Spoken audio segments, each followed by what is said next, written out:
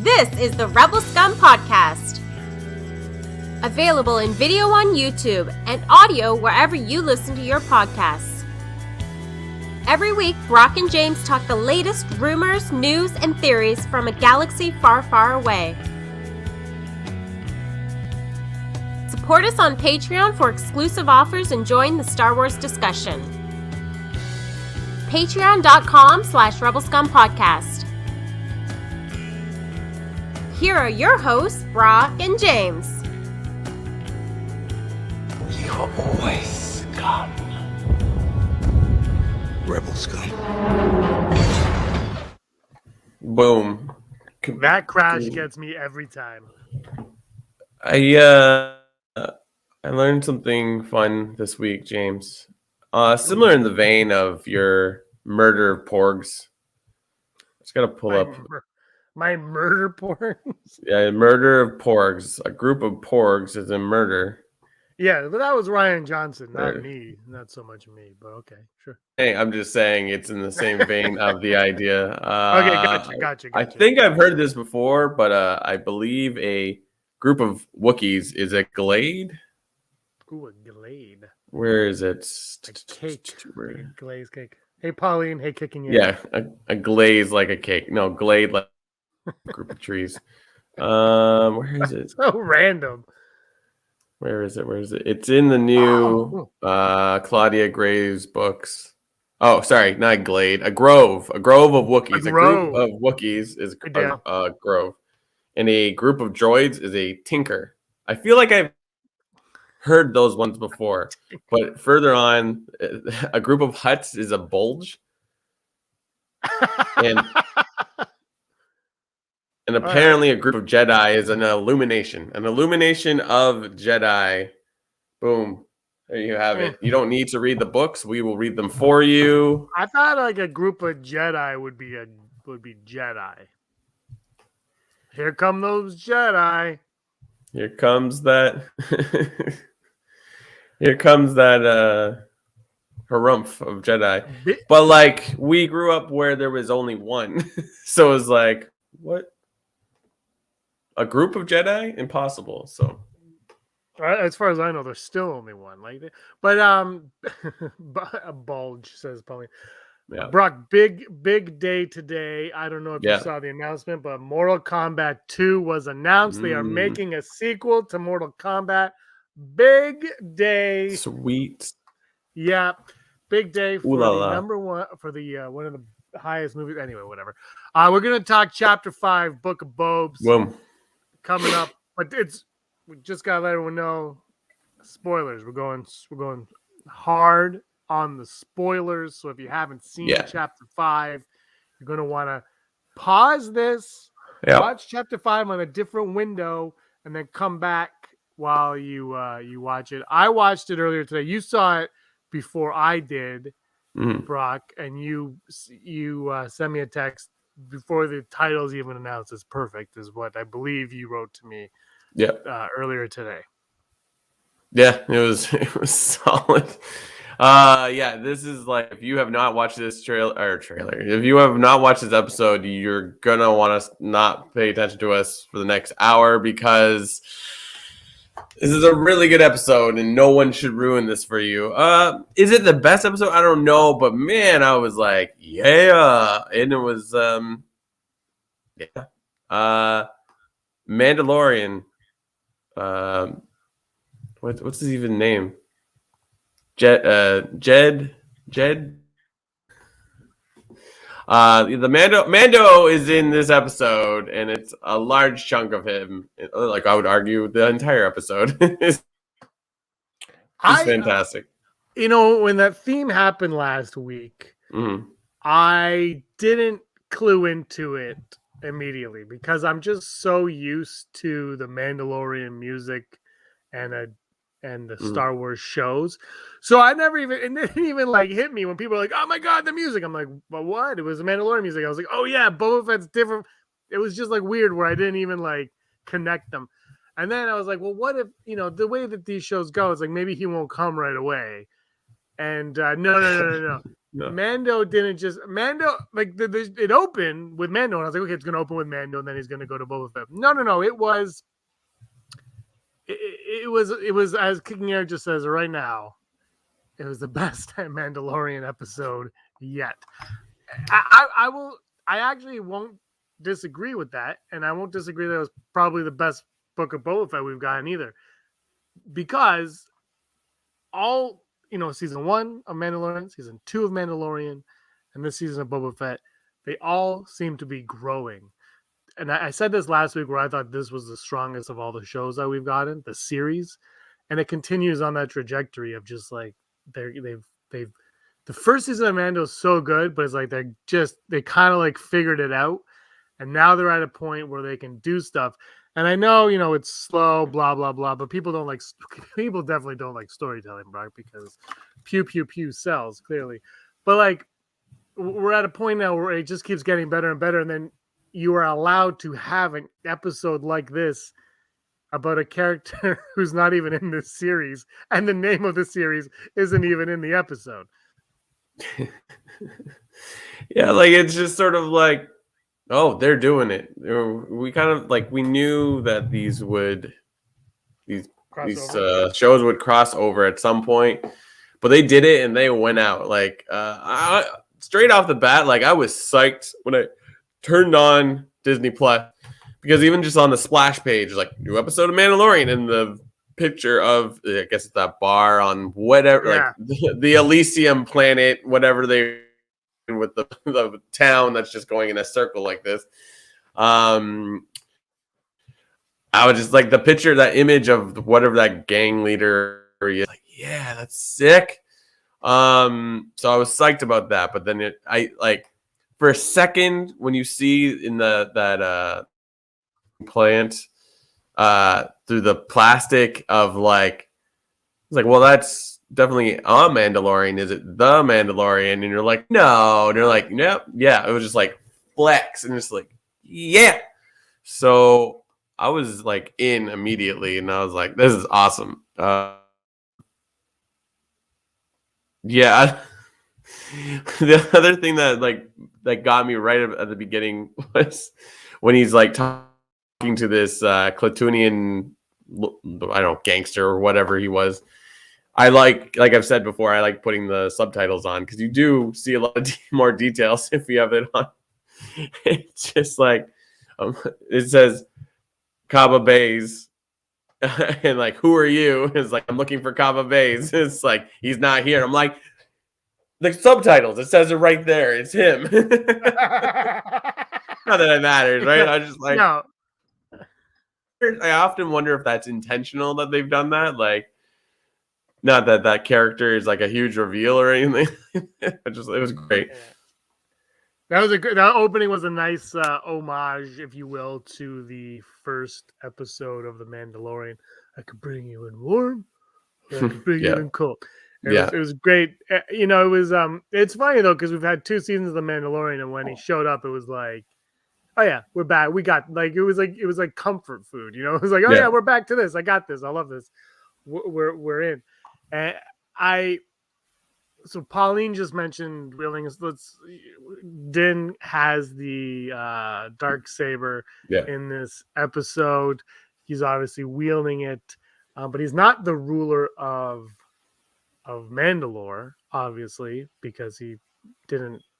I don't really know, but there's a whole thing. But this was proof that you can have a backstory that unfolded through years on Clone Wars and whatnot, and just kind of have it wrapped up in a sentence and be like, hey, this is the deal. And this is proof that you can do it, and new fans are going to go for it, and old fans are going to be like, yeah, it's like there was like no waiting on. It's like, no, this is happening in real time. This is like, we're picking up right where we left off Mandalorian season 2. The fact that like he knows how to wield it because he's the Mando. He knows how to do melee weapons. He knows how to do guns, whatever. But like, it's awesome how it's like he can swing it like any other like melee weapon, but it is a lightsaber, and he's not familiar with that. Like, I love that he hurts himself with it, Like, I feel like we haven't really ever seen that where like a non-Jedi with a lightsaber hurts themselves. It's like he's like here, have a knife, and you're like, oh, ow. Like, I like that. Like, huge. That was great. So it's sort of like I still have it, but it's sort of on the fence. But then, like, did you ever expect to see the armor back again? And then the heavy, what we were calling the heavy Mandalorian, like, they're back. And it's like, it's awesome.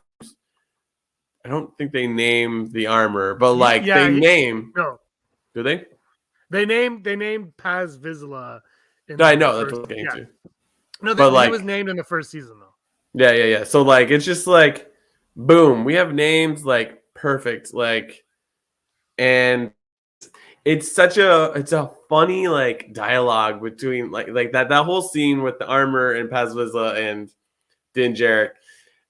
It's like what 5-8 minutes long, whatever, 10 minutes, and it's like we're with you now. There's 3 of us, so like it's like thank you for your sacrifice. It's like no problem, you're here, and look, you brought the. It's like here, make this what looked like chainmail for Grogu. It was like, but also I want that sword. Oh, you took your helmet off. You're out. Go to this like destroyed planet and bathe in the waters of Lake Minnetonka and become pure again. Like, it's just like, what? But he's like, yeah, I'll go do that. So many things, and just that scene alone is just like that. Like, they could have stopped the episode there and be like, cool. Live action Concord Dawn, I believe. It's like the Moon Concordia they were talking about, but like I think the domed one is where Concord Dawn is. Stop me if I'm wrong, but like something we've only seen technically in Clone Wars and Rebels now is like live action. That was awesome. What did you think of that? I mean, it was just CG, but whatever. Well, yeah. Well, they weren't really going to go there and shoot it. Yeah, I loved it. Like I said, I thought it was just like this episode. I don't know what their plans are for everything, but they're laying a lot of groundwork in the series. Like, you learn about the Tusken Raiders, you learn about the Pikes. There's all these things going on that have been going on, but it hasn't been in the forefront. And like, unless you're a diehard, you won't really know or care. And now these are things, and they're establishing the Star Wars world that was established in Legends more than anything, but they're establishing it now as this thing. And so now you have, the Clone Wars that we saw, and when you get to go there, that was watching those ties go down. I was like, oh, we're in Star Wars. We're watching Star Wars. Oh yeah, that's right. That's awesome. Yeah. And I love seeing it. I love animation, but there's something about, I don't know, maybe it's just from my child. There's something about live action that just I don't know. It one ups it for me. I have nothing against it. I love animation, like I said. But yeah, there's just something about seeing a live action that I would watch an entire series about about that flashback. I loved when they showed the Night of 1,000 Tears or whatever they called it. It's like everything's destroyed, and then K2SO droids are walking around like T-1000s and like Judgment Day. I was like, this is awesome. Yeah, yes. I gotta bring up with this episode, and the series of Mandalorian did too, but this episode was the one where I texted our friend Sheldon and I just said, this was peak Star Wars, in that it original trilogy, sequel trilogy, prequel trilogy was like blowing off your face, but then it had the video game, it had Fallen Order, the droid BD1, like it was like everything Star Wars. It was just like throwing it at your face, and it was all fan service, but it all served the story. Yeah. It's like, and it was like, that was awesome. And Pauline's asked me how I felt about the Naboo fighter, and how do you think I felt? I was on the treadmill watching this thing. I almost threw my iPad across the room. I was like, oh my God. Like, I actually text, because right before you told me about it, then well, not. You just said you loved it. And then right before I started watching it, Fantasia, who hates Star Wars, said you are gonna love this episode. I was like, all right, yeah, well, I love them all. And then when I saw the tarp over it, I just said, "Shut the f up" to Andrew, because I could have. I was like, "They're not going there. They're not going there." And they went. I mean, yeah, it's all like silver and chrome, just like the Razor Crest, because that's the Mandalorian thing. But yeah, it was Brock. They hit you over the head with Star Wars. Yeah. Just like they smacked you and no regrets on that. Yeah, like it was great. Like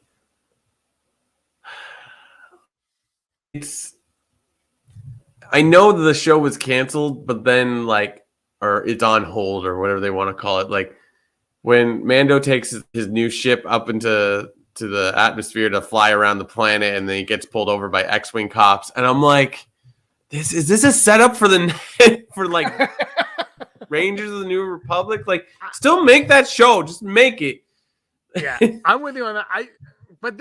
I don't know. I just feel like the one thing I did say to Sheldon was I said Favreau like cemented himself as George Lucas in this episode. I thought obviously Mandalorian 1, 2, the show, and then he goes, "What about Filoni?" I said, "Well, it's like the marriage of the two, because it can only be one George Lucas, and it's going to take two minds."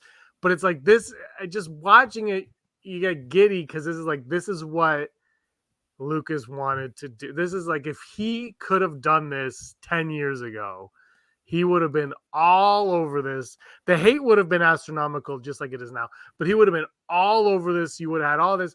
These characters, like you said, those cops from Mandalorian show up. It's like, why are they showing up? Maybe they're the Rangers of the New Republic, or maybe they're just going to be hanging out in these shows, and they're just going to be Rangers in these shows, and they're just going to keep popping up once in a while, like Rosencrantz and Guildenstern. But why did they change anyway? Whatever. But you know what I mean? Like these characters keep showing up, and it's awesome. And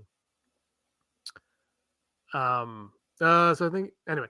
Yeah. Anyway, I lost my train of thought, Brock. But I looked over at the chat, and I saw my name, and I saw that somebody might live near me. Kicking Air does live near me.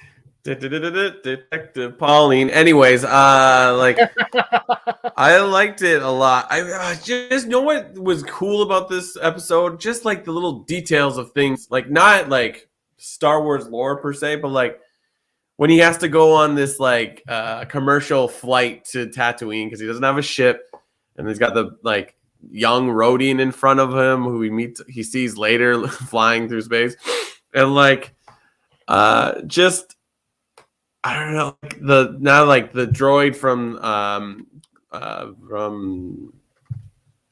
Galaxy's Edge is like in every scene now as like putting his weapons away, like when he just like that whatever this like space station city is where it's like in a circle. Like I want to know more about like all that.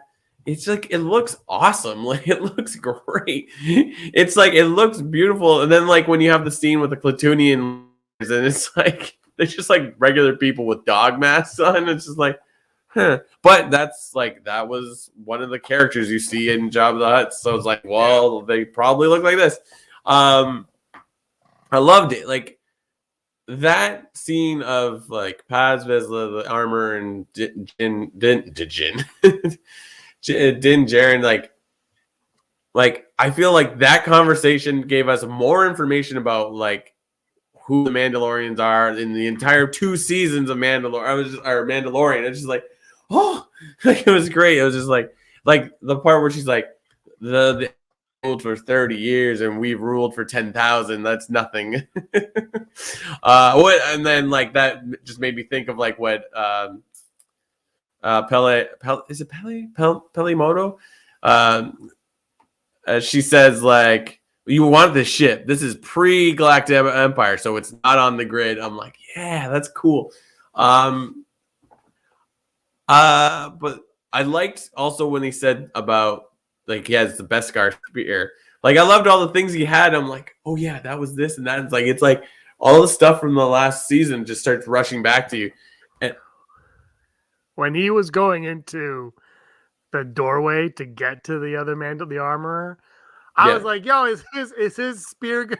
I thought I was waiting for a comedy bit with his spear not going to get in because thinking like they didn't do that obviously, but yeah, I was like, oh, how's he going to get to? That was the most intense feeling I had watching any of these Star Wars shows. Is he going to make it in the doorway? He did. Yeah, but I love like how she explains like, oh, well, Beskar is only for armor, it's not for. It's like it stops Jedi. It's like, well, we use it for our armor, not for weapons. I'm like, that's cool. I like that idea. I never thought about it like that. But like, yeah, like it. I mean, it shouldn't be a surprise. It's created by the same people that did The Mandalorian, so it's like, I wrote notes. I'm like, jail. He's in New Republic jail. I'm like, of course he is. They arrested him. I was just like, yes, details. But yeah, like, what else do I got here? I love that they don't shy away from mentioning Grogu. Like, he's like, please make this thing for Grogu, and we're like, oh, she's like, what? They didn't shy away at all. But no, go on. And then to like end the episode, he's like, I'll come help you for free, but first I have to go see somebody. Like Hondo. He has to see Hondo. Oh man, that'd be amazing. Yeah. Like I'm very curious. I really hope this isn't like we go back to the Boba Fett story in the next episode and then it doesn't show up to the midnight hour in the last showdown of the last episode. He's like, I'm back. With and then Grogu, we don't Grogu's find out battle armor on. Sure, but we don't get to find out. Like, I mean, if you're gonna implement a whole episode of Mando and then not bring him back to the last moment to save the day, I'm like, come on! Like, it's just like I love this episode. But like, let's not deviate because we're selling another show. It's like you don't need to sell the show. We're gonna watch it. This episode was season 2.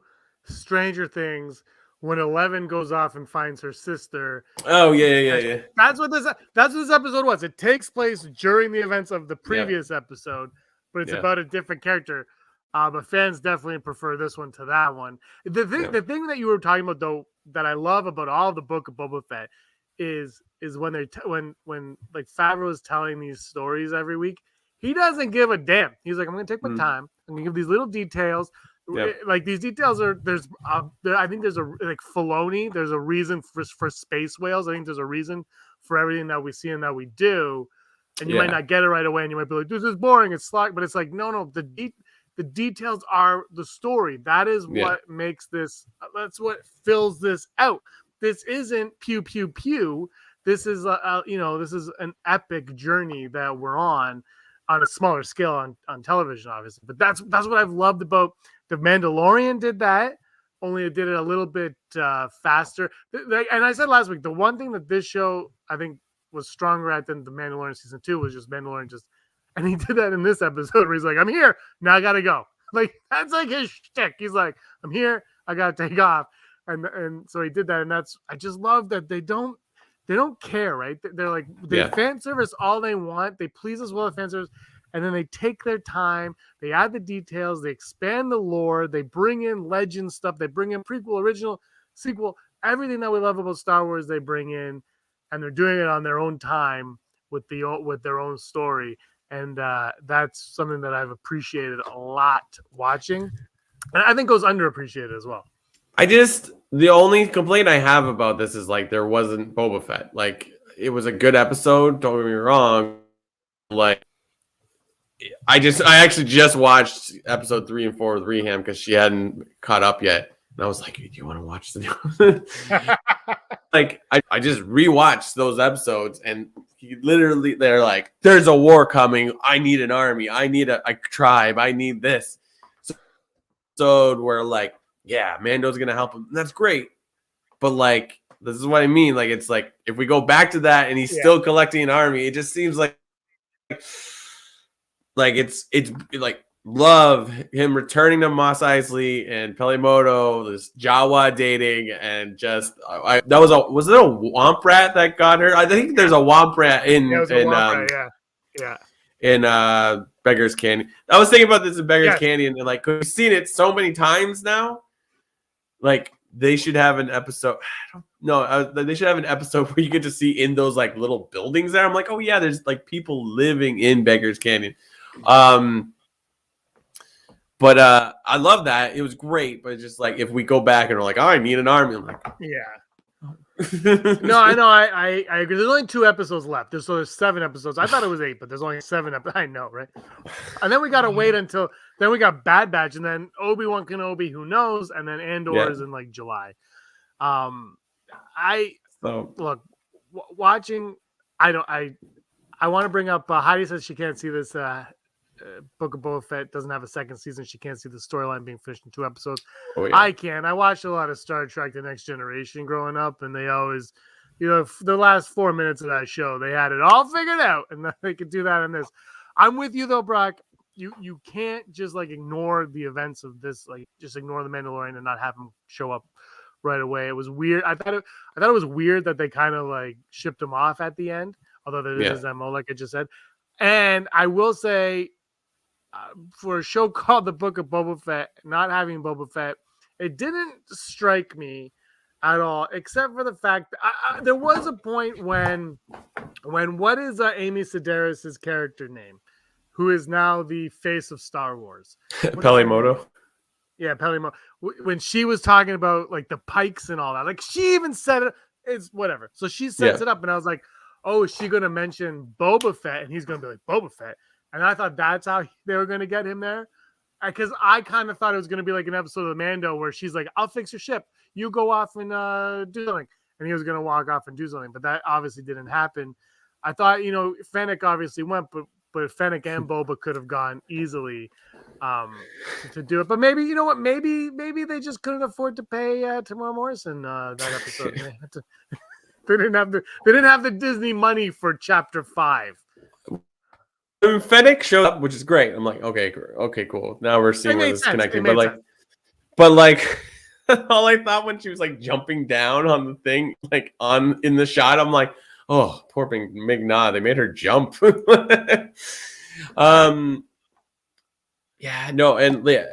up, like that Naboo Starfighter, it's great. I was just like, yeah, perfect. And like, he's like, where's the droid section? He's like, oh, I figured it's not your style. I'm like, that's where Grogu will sit. That's where Grogu's totally going. But yeah, like I love it, and it's like it gave us a little like working on that ship. I was like, I don't know if I like this, but then like he flies around, they're like using all this slang, and I'm like, yeah, this is awesome. This is exactly like it's nice to watch this. But yeah, that's a bummer. There's only 2 more episodes. Like, why make so many of these episodes? But don't look at me. Yeah, Heidi up, and Kicking Air is right. And Heidi, yes, Din Djarin also said Wizard. Yeah. 5 years were mentioned. Wizard was mentioned. We saw the pod racing course that they do the pod. Yeah. I was just like watching this episode. I'm like, what is happening right now? Yeah. I was overblown with joy from prequel joy because it was so ignored for so long, and it's like, oh, I'm so happy because I like all that stuff, and it's not the pit. I can't get enough pit droids either, right? But every time I see a pit droid, and I don't know if anyone in the chat would remember this. I don't even know if you would, Brock. But when the Phantom Menace came out, there was it Pepsi or Doritos? There was like a commercial, and there was kids in the theater, and a pit droid showed up in the theater, and it was causing problems. And little Anakin said, "Hit the nose," and the kid hits the nose in the theater. And all I ever think of when I see the pit droids is hit the nose. That's all I think of. And that stupid commercial, not the movie that he says it in, the commercial where they're watching the movie in the theater. That's all I could think of. Oh, do you want to talk a little about Amy Sedaris and her Jawa loving? Who saw that? Who saw that coming? Hands down, she pitched that idea. Like it just, she speaks Jawaese at one point. I'm like, oh my god, yes. Like, if they were to actually attempt a holiday special, as like the host, or at least a recurring character. Like she would be the B. Arthur in the modern day. Like putting her in as many things as possible. They're just like she has that vibe of like the host you would watch when you're watching Saturday night or Saturday morning cartoons where there's like and we're up to these hijinks, but here's like recess or like here's Safe by the Bell. Like that shit, like it's perfect. Like I don't know. I was just about to say, it's like she's never left that one set, but she has. She was in the one bar set in second season. But like they're like, we built a set for you, and this is where you're gonna be at all times. Here's a wig. No, I mean you're stupid not to put this character in. She is Hondo, basically. She's Hondo, like she's the female Hondo. Like I'm not saying she should replace Hondo, but like it's the same character. Like it's great. It's fantastic. It's fantastic, right? What if she fell in love with Hondo? Oh my god. Bellymoto. Oh my gosh. Like who is like I know it's like Stan Lee, but it's like she's like she should be the recurring character in all these shows. Yeah, I loved it. I love how they're setting up like Din's gonna have to go to the remnants of Mandalore, Concordan, whatever, and to get back on the season 3 must be wrapped a lot around that, and then like he's gonna go see Grogu again. So where do we get?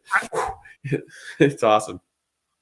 All right, the question is, so he's going to help Boba Fett because he said, I'm going to help him free of charge, but I got to do something first, which is kind of weird. My thought is season 3 is going to be him going to find the remnants and all that stuff. But it's almost like, he might have Grogu by then. He might have Grogu the next time we see him. Yeah. Now, the only thing is, well, no, I shouldn't say that. He might have Grogu the next time we see him, and then the Mandalorian season 3 might start with this episode that we're not going to see now of him getting Grogu back from Luke. There is reports going around. Our good friends over at the Den of Nerds, Josh said a few months ago that he heard that Luke Skywalker was going to be in the book of Boba Fett. I don't know how true that is, but this is now ramping up. But after this week's episode, if he does get Grogu back in the book of Boba Fett, there's a high chance that Luke Skywalker might be in it. Brock, do you think Luke Skywalker might come in and help? I'm gonna blow this wide open, and he was in this episode.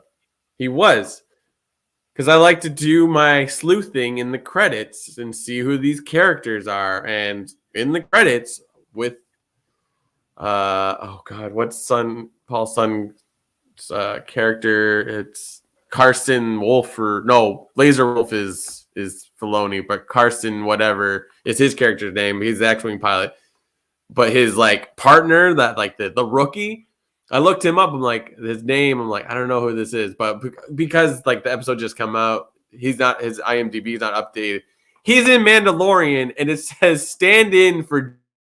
Technically, this is the guy that stood in place of where they would CG Luke. So Luke was in the episode. Myth busted. Who did he? You cut out on my end. Who did he play? Awesome. It's he's in Mandalorian season 2 as Jedi stand-in. As Luke. Yeah. So he is Luke. But who was he? No, who was he in who was he in this episode? He had some random character name. Like I was just curious who it was. Like his name sounded familiar. So yeah, that's cool. So he played Luke Skywalker. Yeah. Yeah, I'd be. I don't know. Like, I kind of am down for it, but I'm also not. I don't know. I don't know how far we want to go around. We have that in Never Tell Me the Odds coming up. We will get into it. There were so many moments in this, like you said, melting down the metal. The space cruiser, that weird like space station that he was on was so wicked. That like Halo Elysium space station was phenomenal. Baby Greedo, Favreau's like just put in a Baby Greedo, people will love it. It was like the bus scene in the Joker. But being back with Mando was a lot of fun. He kicks butt, and I think one of my favorite things was watching him struggle with the Darksaber, cutting himself, finding it heavy. Because that's something that Mark Hamill always said, that George Lucas said when they did the originals, that it was supposed to be super heavy, right? It was like Excalibur, this really heavy weapon. And Yeah. it kind of went, I mean, they went away from that, obviously, with the prequels and the sequels. They all were like, no, Jedi. But I like the armor. It's almost like they made an explanation for that with the armor, saying you're working against the weapon, now with the weapon, right? You gotta. So they almost justified why it was so heavy for the Mandalorian, but not for like a trained Jedi. Which I love that. I love the little touches that. Yeah. If you're watching, it's just part of like this training process. But when you look at it big picture, it's like, oh, they're explaining why it's heavy for one person, but Qui-Gon and Obi-Wan can, like, you know. Yeah. And that was me. That's my lightsaber, spinning a lightsaber in my hand. Mimic Brock. I'm pretty good at it was a great episode. Yeah, great episode. So I just hope it just sits as a, like, it's like the Ahsoka episode in Mandalorian. Mandalorian, like, it's good, but it's like, here's a character, now she's gone. It's like, I mean, it still helped with the plot, but like, and this one will help with the plot, but it's like, I don't need them to set up the next show. Like, don't worry about it. But enough people watching it. So, but like, fantastic, loved it. I think the thing is, they're not setting up the next show. I think all of these shows are now just going to be one bubble. Do you know what I mean? Like, I know what you're saying about setting up the show, and I feel the same way. However, I think also they're like, we're not setting up the show. This is part of this whole universe, and everything's taking place at the same time. And so they have this freedom to kind of do what they want. I'll be curious to see what they do if they do that with Ahsoka. I don't think Obi-Wan or Andor will, because they're so separate. But Ahsoka, there's a Bo-Katan one apparently rumored to be going on. Like, if these all kind of make sense. Also, what did you think of the Bo-Katan reference? And they kind of mentioned Bo-Katan, and like, it completely took that ending of Rebels and was like, well, that ending of Rebels actually screwed up everything. And it was like, because we had those questions watching season 2 or even season 1 with all that, and now you find out it's because I love the way they went into it. They explained it. It made me go, oh man, Rebels, just like, this just went right into Rebels and made me kind of want to rewatch those episodes again. Yeah, no, it's I like, that's what I like about it. It's like this, you're not quite sure who's exactly right, because you as much as you like the memory, like as Vizsla, you're like, they're Death Watch, they're the villains in, like, they're kind of like, it's like, that's why I think I really engaged me about his interaction with them. It's like, we are one now. It is the way. We are three. You took your helmet off. You're out. My sword back. Like, just like, he's like, he definitely showed you that he's better than you. Like, so it's like, I love that. It's like, and you know, there was that sort of lingering question at the end of season 2 of Mandalorian, where it's like, what is Bo-Katan? She wants to rule, but she needs that Darksaber. So it's like, like, the Mandalorian, like, mentality is super interesting and engaging. So that's definitely the future. So we're definitely going to see. We're definitely going to Mandalore. I don't know. It's interesting. So love it. Remember, it was a great episode. Remember we were at Star Wars Celebration almost 5 years ago. We were there, if you can believe that. And we watched those Rebels. The Rebels. Did we watch 2 episodes? Whatever. We watched 1 or 2 episodes of Rebels for the final season. The first episode, and they were on Mandalore. Remember, we were like, man, they're obsessed with Mandalore. Yeah. And I can only speak for me, but I was like, I didn't really care. I was like, Mandalore, whatever. Now it's like, oh my God. Like, there's so much to explore with the Mandalorians. And that, I think, also gives them a freedom away from Jedi, Sith, and Star Wars. And and now I understand that a lot better. And I just it almost feels like history, right? There's so much Yeah. there. It's so intriguing, and like you said, there's Death Watch, there's the Krees, there's all these things, and it's just we're really seeing it kind of grow. And I'm curious if that's going to go into Sabine and Ahsoka, and furthermore into the Rangers of the New Republic. Yeah. That's not happening, but it should happen. Just make the show. What do you? Because you know what would be cool? They had 3 of these shows all happening at the same time, and like you said, it's like they're all one story. Like you say you got Mando on Tuesday, Ahsoka on Wednesday, Book of Boba Fett on Thursday or whatever. And they're all new episode each week. And it's basically the Arrowverse, right, where they're doing crossovers. But it's like you watch this episode and then you watch that episode. So they blend, but they're their own story, but then they work in like maybe Mando's talking to Boba at the end of one episode, and then you just see Boba's side of it, and then the next episode, Boba's hanging up on goodbye, Mando. Click, let's go. Let's do it. I love it. I'm all in. I'm all in.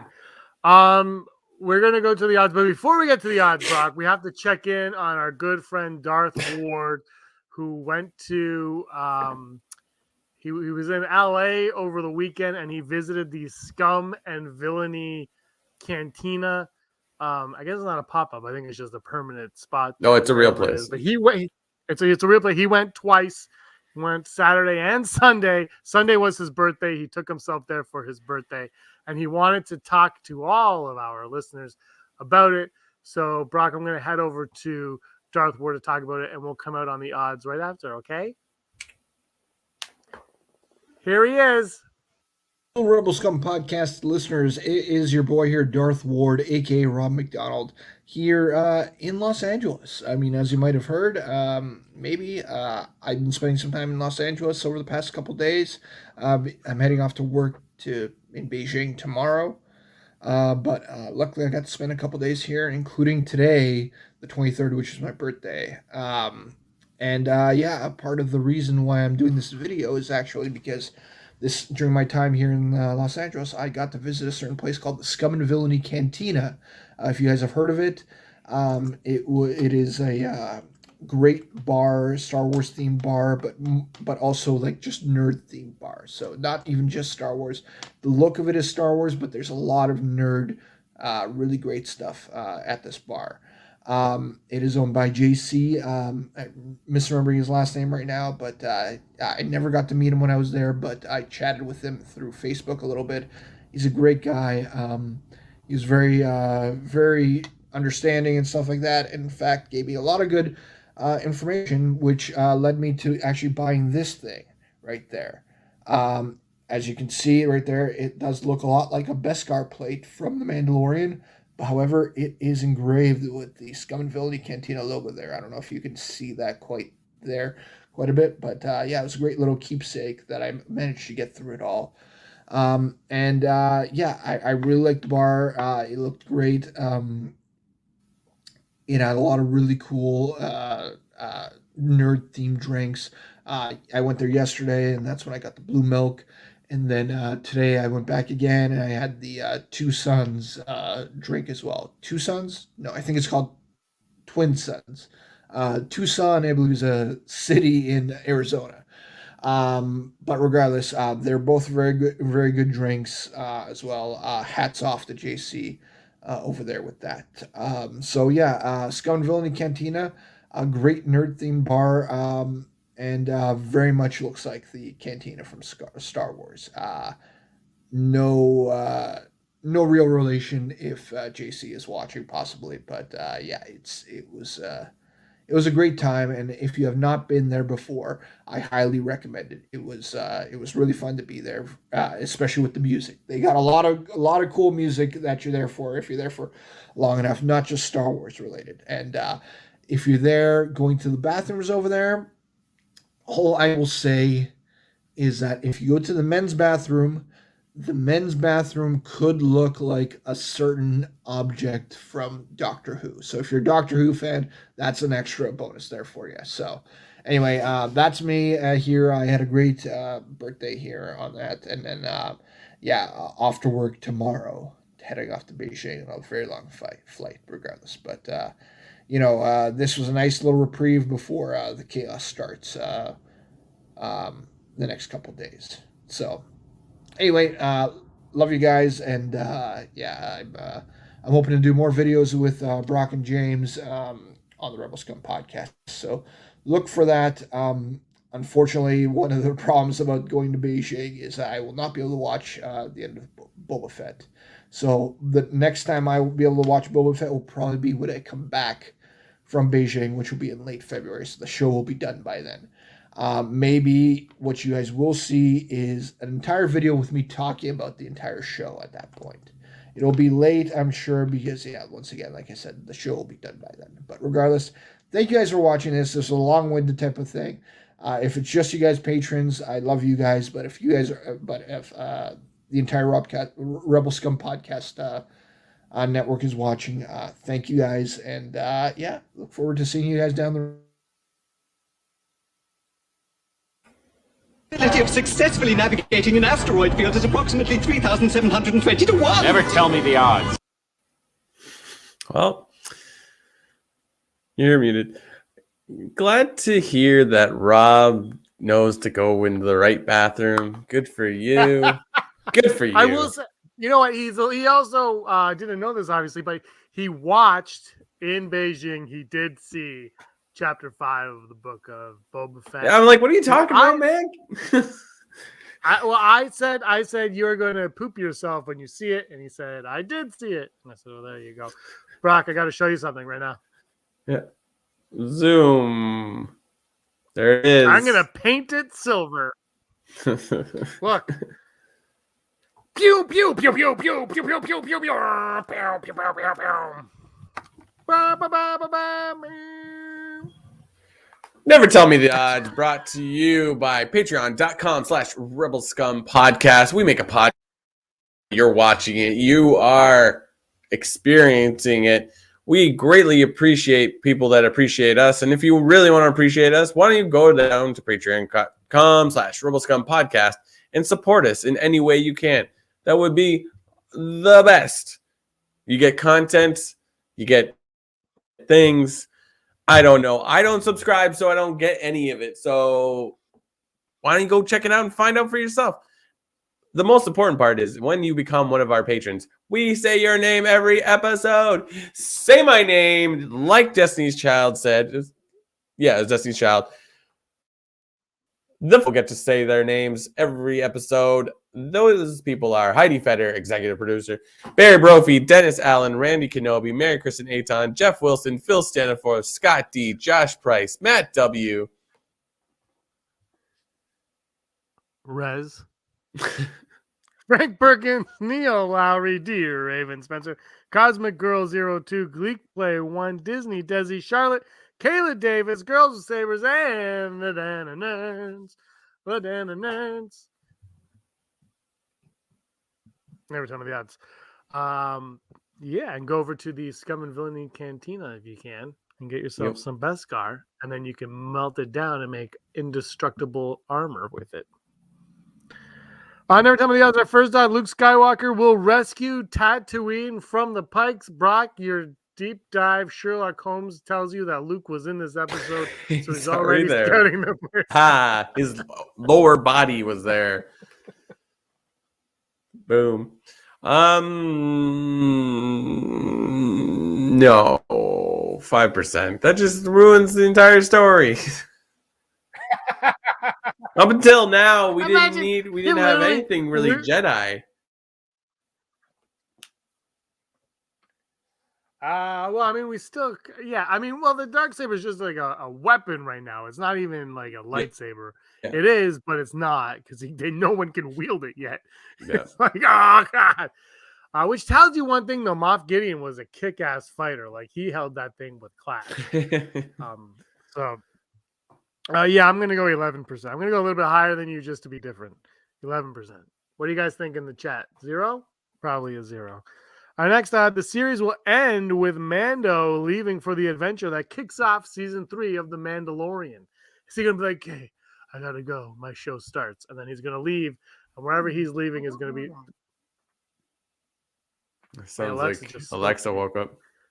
Yeah, she's just like, I don't know that. Anyway, do you never tell me the odds that this series will end with Mando leaving for his adventures in season 3? 75%. I have a feeling like whatever happens in the beginning of season 3 for them is happening in tandem with Boba Fett, and then he comes back. So I kind of don't want that to happen, but I feel like that's going to happen. So yeah. Yeah, I'm gonna go full Brock. I gotta go full Brock on it because I don't know. All right, now Brock, we gotta interject here. Side Akbar, Pauline, could Moff Gideon been trained by a former Jedi? Ooh, and then Heidi Maybe. has to one up Pauline or Sith. Yeah. Sith would make sense. I mean, obviously he was around Vader and CVP. I like that idea. That's not a bad idea. Prequel series, let's do it. Johnny Favs, prequel series. Vince Vaughn as Moff Gideon. Let's go. I'm going full Brock. And our final odd, the season will end on a cliffhanger.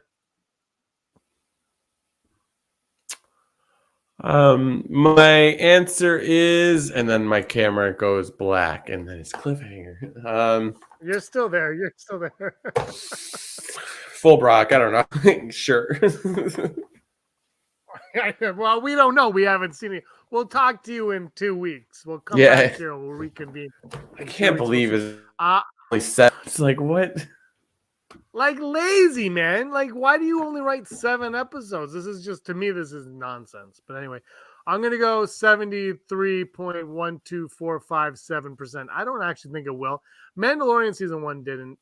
But this one, we haven't heard if there will be a second season. Twitter would be very happy if there was not. And I would be very happy if Twitter imploded as well. And I'm reading that, but that is a personal message. So I'm going to go, did I give a number here? 73%. Boom. Fight me. I don't know. How do I know? What do I know? Brock, you got the news or what? I got the news. The news you need right now. All right. He's got the news. All right, here we go. Then it's time for Hollow News. Da da da da da. Hollow News. Da da da da da. Hollow da da da da da. Da da da da da da. Boom! Here I am. Not Hollow News. News you need to know right now. EA is back at it again. Star Wars gamers, get ready for new galaxy and genre-spanning adventures because Electronic Arts and Lucasfilm Games announced this week that they will join forces again for 3 new Star Wars titles. In the Star Wars Jedi franchise, a strategy game, and a first-person shooter, all currently development from Respawn Entertainment. Shepherding the next installment in the Star Wars Jedi story is game director Stig Asmussen of Respawn. Peter Hirschman, game director, who has a long and accomplished history with Star Wars, leads the development of Respawn's Star Wars first-person shooter. A new studio helmed by games industry veteran Greg Forch will create the new Star Wars strategy game developed collaboration between Respawn and Bit Reactor. Respawn will produce a new Star Wars strategy game while Bit Reactor leads development of the title. In other news, Anthony Daniels back at it again. Most recently, it appears that Daniels is set to return as the fastidious protocol droid once more, as the actor took to Instagram to share a behind-the-scenes photo of himself in full motion capture gear. He captioned the photo with the comment, "Fuck, dude, that fits." Daniels also tagged the London-based film studio Ealing Studios.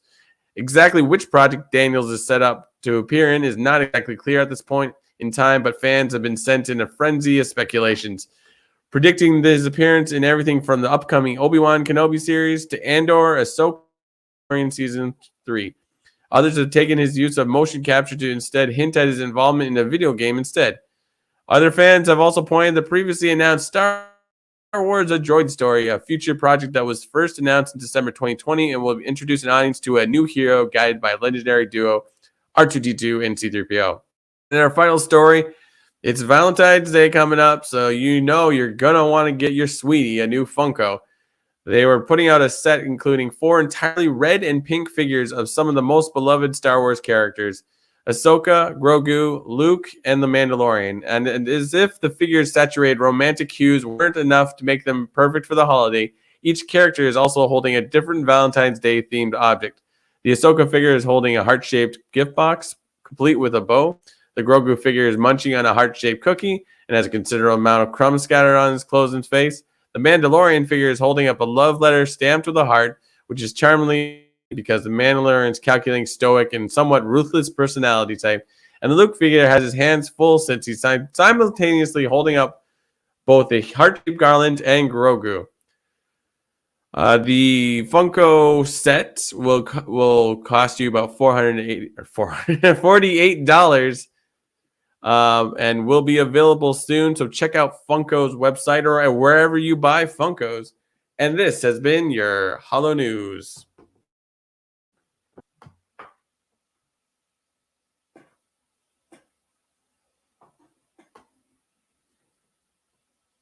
I had to take some time there to put I had the wrong graphic up the whole time. Mm-hmm. Episode 239 is with us. We are doing this thing right now called the Top 5. Brock, Top 5. Vermont Mike has a feeling that he is late. You are. We're wrapping up. Top 5.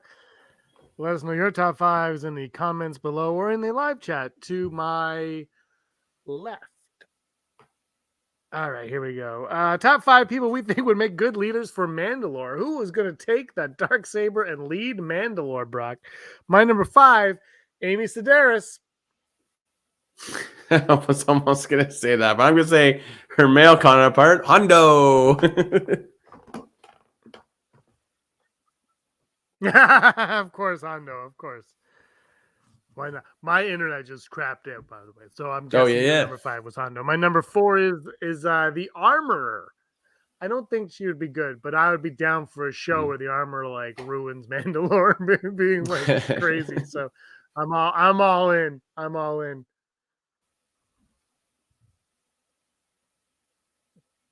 I'm gonna go number 4, Paz Vizsla, because I don't know if there's any other Vizslas around. So we got in the chat. We have Heidi says Grogu, and Pauline saying Brock. My number 3, Boba Fett. Maybe the whole point of this show is to show him becoming a great leader, so he can lead the Mandalorians to awesomeness once again. Number 3, I'm gonna go. I'm gonna go. Oh gosh, what's her name from Rebels? Sabine Wren. Yeah, sure. Yes, the Armor is a cult, but she has a cool mask, so I'm all in on that one. Give me a cool mask. I'm in. Mike. Okay, my number 2 is Fennec Shand. Someone else with a cool helmet. Fennec Shand. I don't know, but like a cyborg running stuff, like leading a whole nation. I'm down with it. Let's do it. Fennec Shand, number 2. My number 2 is gonna be the Armor because she seems to know everything, and I'm like, no, okay. And she's a cult leader. Yeah. Mandalorian, did you remove your mask? This is the way. And number 1 is a tag team, Mando and Grogu. Mr. Rez and Heidi both said Mace Windu at the same time. So it should be like the ultimate screw you to Boba Fett. But mine is Mando and Grogu tag teaming to bring Mandalore back to the forefront and return it to its glory. I'm gonna go Bo-Katan because she seems to be the one that wants it and isn't crazy. So I'm like, sure, here you go, take it. Maybe. Oh, what if the Armor is Omega? Says Heidi. Mace Windu is. I like that. I like that. Rez put Mace and then followed it up with Windu. Like we thought it was gonna be Mace the rapper from like the late '90s. Like we were gonna get that confused. But I'm for that one. And Tumet2 is saying that Mace is alive. But yeah, what if the armor is Omega, Brock? Well, I've said before, like Omega in this any live action would be super fun. So, like, why not? It's like it doesn't even have to be a child because they would be aged at this point. So I'll be the same age as Boba Fett. I'm just I just struggle with the accent. Different voice. Like, why would you give Omega that heavy accent if you're not going to give it to the armor? If the armor ends up being Omega, but we've seen crazier things happen in Star Wars.